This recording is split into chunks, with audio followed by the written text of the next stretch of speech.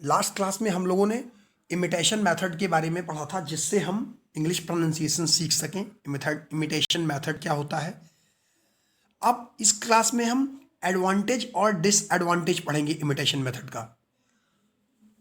इसमें क्या मेरिट्स हैं, क्या डीमेरिट्स हैं। क्योंकि इमिटेशन मेथड जो होता है वो डिपेंड करता है डायरेक्टली किसी चीज को सुन के अपनी माइंड में फोकस करना, इसलिए ये टोटली जो है डिपेंड करता है साइकोलॉजी पे। साइकोलॉजी मतलब होता है कि आपकी मानसिक तौर पे, psychological, based on psychological principles this method is very natural. इसकी प्रकृति जो होती है बहुत ही साधारण होती है, क्योंकि ये पूरी तरीके से मानसिक सिद्धांतों पे काम करता है, यानी कि मेंटल, सीधे सीधे बच्चे की साइकोलॉजी पे, बच्चे के मानसिकता पे डिपेंड करता है। Take less time and effort for learning. इस मेथड के द्वारा, इमिटेशन मेथड के द्वारा इंग्लिश प्रोनाउंसिएशन सीखने में कम टाइम और कम एफर्ट लगता है, ज़्यादा उसके लिए कुछ नहीं करना पड़ता। Emphasis on drill the exercise is enjoyable to small children.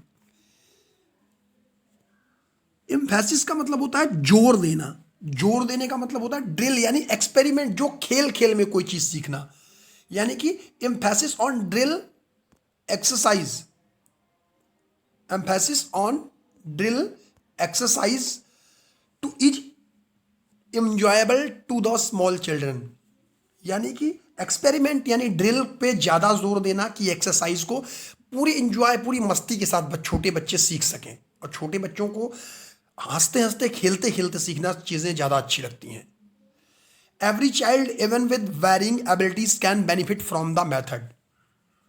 हर एक बच्चा जिसके अंदर जो एबिलिटीज होती है, जो योग्यता होती है, वो डिफरेंट होती है, वैरी करती है, लेकिन ये सबके लिए ये मेथड लाभदायक होता है, बेनिफिशियल होता है। ये सारे इसके एडवांटेजेस हो गए। अब देखते हैं डिसएडवांटेज क्या है इस मेथड का, इमिटेशन मेथड का। There are several teacher in Indian schools who themselves have incorrect pronunciation. When the student imitate teachers, there is an in mass learning of wrong pronunciation. जैसे कि आप लोग जानते हो कि इंडियन स्कूल्स में बहुत सारे टीचर्स होते हैं, और उनमें भी क्या होता है कि वो कुछ इनकरेक्ट यानी कि सही उच्चारण नहीं करते, जो कि अगर बच्चा इमिटेट कर रहा है, उसकी कॉपी कर रहा है, उसको नकल कर रहा है टीचर की, तो वो उनके सीखने में रॉन्ग उच्चारण सीख लेता है। यानी कि उसके साइकोलॉजी में, उसको मेंटली वो गलत शब्द अगर बताया जाएगा उच्चारण करके, तो वही चीज़ उसके दिमाग में बैठ जाएगी, क्योंकि टीचर ही अगर रॉन्ग या इनकरेक्ट प्रोनाउंशिएट कर रहा है। तो ये एक डिसएडवांटेज हो गया इसका।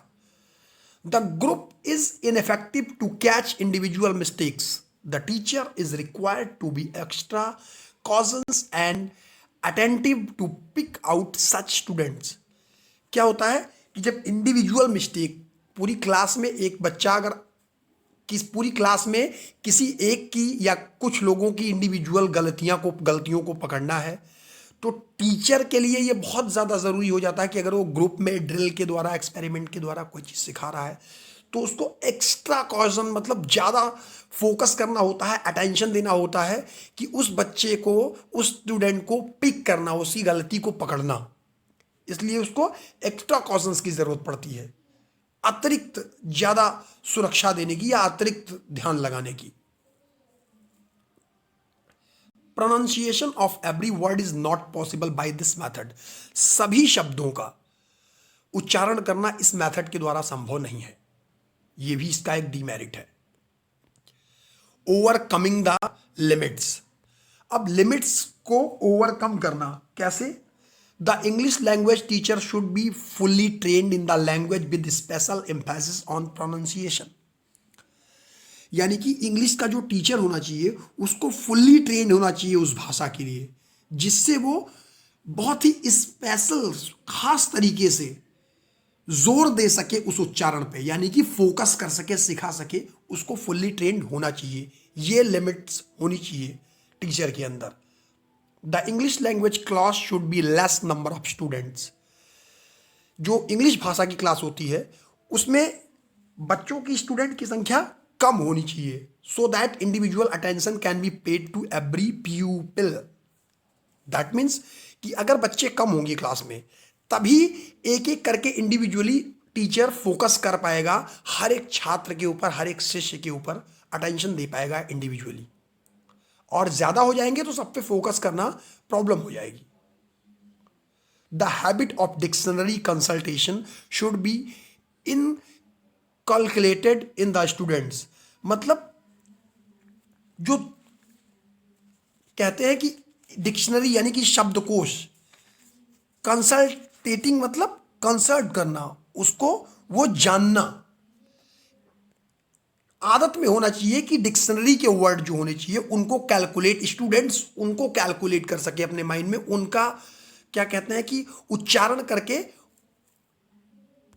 उसको पूरी तरीके से डिक्शनरी के अकॉर्डिंग समझने की कोशिश करे, शब्दकोश का उच्चारण अकॉर्डिंग टू द हैबिट, अपनी हैबिट के हिसाब से वो करेक्ट और इनकरेक्ट को कैलकुलेट कर सके। स्टूडेंट्स के अंदर ये हैबिट होनी चाहिए। Phonetic method should be used. इसके लिए फोनेटिक मेथड यानी कि ध्वन्यात्मक जो विधि है उसका यूज होना चाहिए, तब वो डिक्शनरी कंसल्ट, उस डिक्शनरी कंसल्ट यानी वो पॉइंट आउट कर सके उस शब्द को शब्दकोश के द्वारा, डिक्शनरी के द्वारा। तो इसके लिए ध्वन्यात्मक मेथड होना जरूरी होता है। ये होती है overcoming the limits of English pronunciation. Next lecture में हम सेकंड मेथड पढ़ेंगे, फोनेटिक मेथड, फोनेटिक मेथड यानी कि ध्वन्यात्मक विधि। Thank you guys, thanks a lot.